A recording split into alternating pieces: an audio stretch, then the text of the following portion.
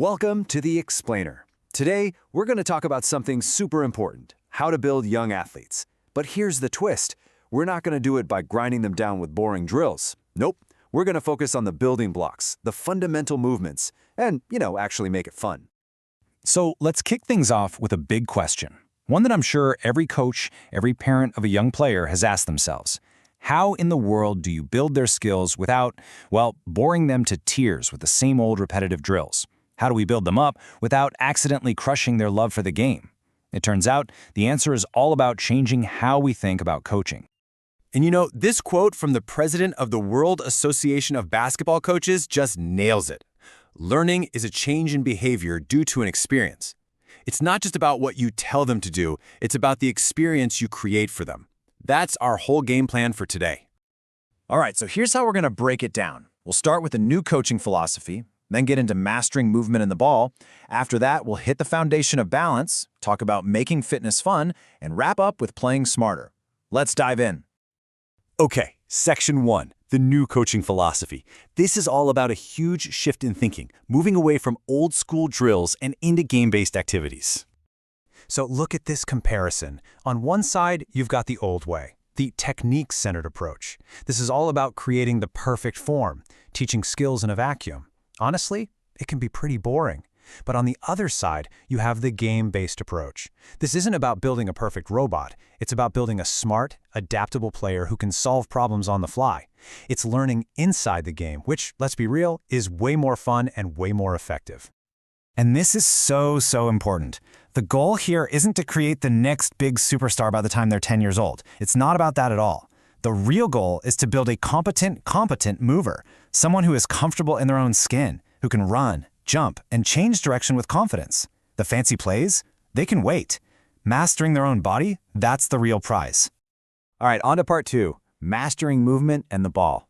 So before we even dream of teaching a killer crossover, we've got to get back to basics. We need to teach kids how to control their bodies while getting familiar with the basketball. And here's exactly how we do it. Look at these. They're not drills. They're little challenges, little games.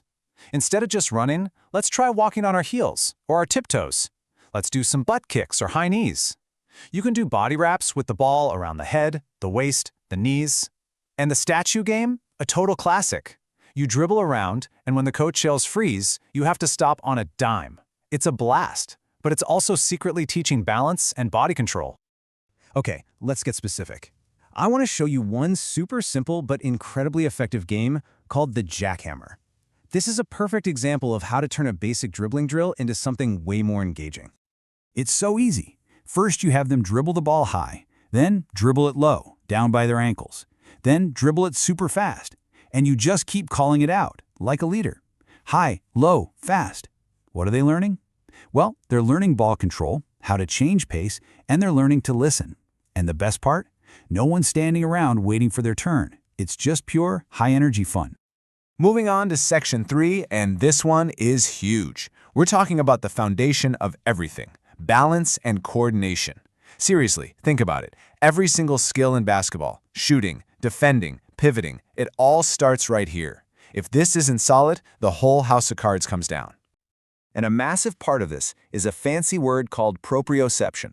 But don't worry, the concept is simple. It's basically your body's built-in GPS. It's that sense that lets you know where your limbs are without having to look at them. You ever see a great player dribbling down the court, their head up, scanning everything? That's not magic. That's elite-level proprioception. They feel where the ball is.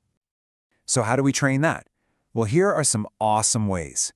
Have them try dribbling on one leg, or jump and do a 180, landing in a balanced stance.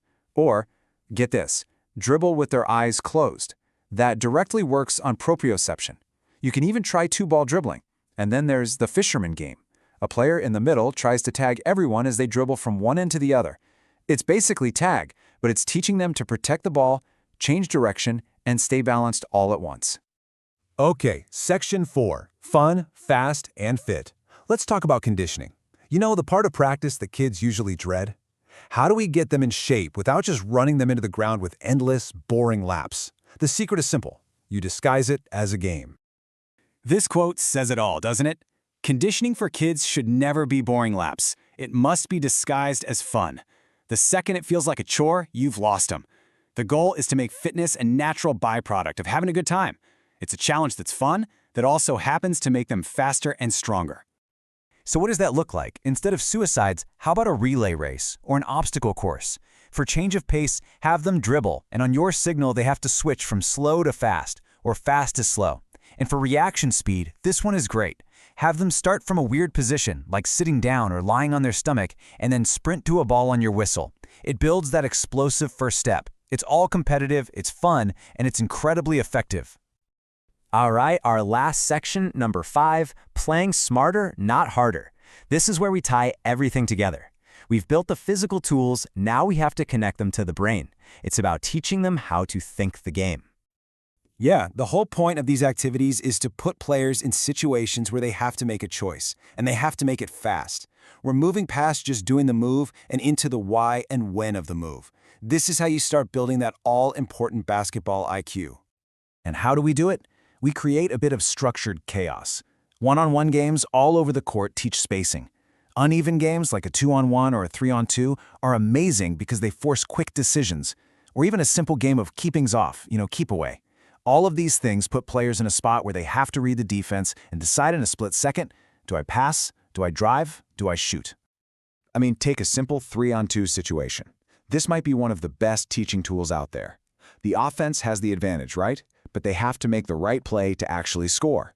And the defense? They're scrambling, they have to communicate and work together perfectly. It's not just a drill, it's a little classroom right there on the court. So when you step back and look at all of this, what's the real point? It's about so much more than just winning the next game. A coach's true goal should be to give these kids skills for lifelong participation. We're not just building basketball players, we're building a love for being active and being part of a team. And I absolutely love this quote from the International Sport Coaching Framework. It says, "A coach who does this, who gives kids skills for life, is every bit as successful as the league title-winning coach." That really puts things in perspective, doesn't it? True success isn't just about the trophy. So, if you remember just one thing from all of this, let it be this. Fun is the single most effective development tool we have. It's not the opposite of working hard, it's the fuel for it. When we make practice an engaging, joyful experience, we're not just building better skills, we're building a love for the game that will stick. And that brings us to the final question, one for all of us, as coaches, as parents, as mentors. The goal isn't just about winning this Saturday's game. It's about building a love for movement and for the sport that can last a person's entire life. So the question you have to ask yourself is, what kind of experience are you going to create? Hey coaches, Coach Prasanna here. Hope you picked up something new today. Sharing knowledge equals growing together. More basketball coaching videos coming soon from basics to advanced. Like this reel, follow the page and stay tuned. Let's build better players and better coaches together.